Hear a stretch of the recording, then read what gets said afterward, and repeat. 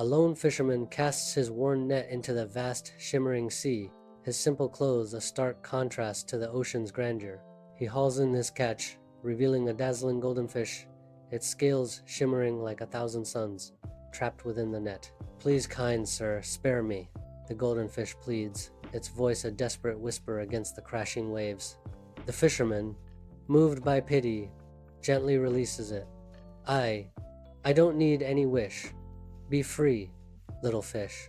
The fisherman trudges wearily back to the seashore, the vast sea stretching endlessly before him. He calls out with hopeful apprehension, golden fish, hear my plea." The golden fish ascends from the depths, its scales shimmering, catching the sunlight. The sea stills, reflecting the golden fish as it listens intently. A silent agreement passes between the fisherman and the radiant fish. The fisherman watches as the fish descends back into the water, his heart filled with hope. Years pass, and the fisherman and his wife now live in a grand castle, symbols of their wealth shining in every corner. The wife, now a queen on her throne, still finds no peace, her eyes reflecting insatiable ambition.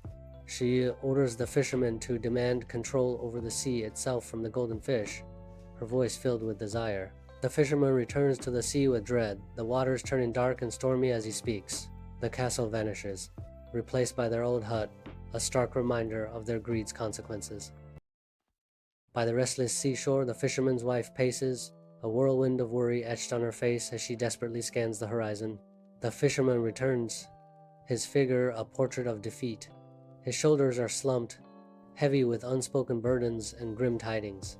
The waves begin to churn, an ominous prelude to the brewing storm, their roar amplifying the fisherman's despair. As the sky darkens, casting long shadows, the fisherman whispers, his voice laced with dread.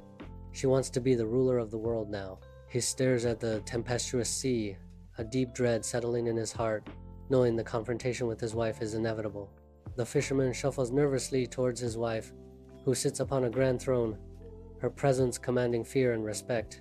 The fish, "It won't grant any more wishes," he stammers, his voice barely audible amidst the oppressive silence. "You fool, you've ruined everything," she shrieks, her fury shaking the very foundations of the palace.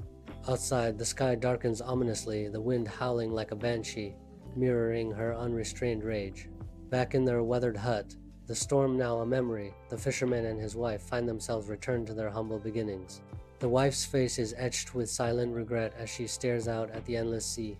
The fisherman gently places a comforting hand on her shoulder, a silent offering of solace. "Perhaps we were happier before," the fisherman sighs, a melancholic acceptance hanging in the air. A golden flash as the fish leaps from the water, a final, poignant reminder of what they lost. On a seashore, Thomas, a fisherman weathered by the sea, strains against his heavy net, muscles taut. Amidst the haul, a flash of gold, a fish unlike any other, shimmering with strange light. "Please spare me, I beg you. I can grant you any wish your heart desires," the fish pleads. Thomas hesitates, then relents. "Any wish? Well, all right, go on then."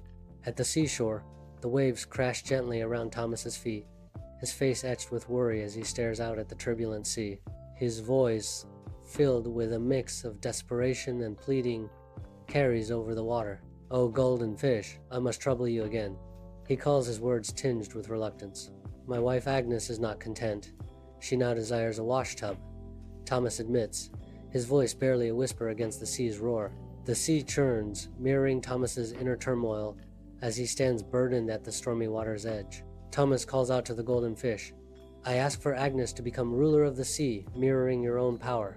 The golden fish appears, its light unsettling as it warns, "Your wish is granted, but be warned of the consequences." Agnes cries, "Everything is gone, we have nothing," as Thomas returns home, dread settling deep within.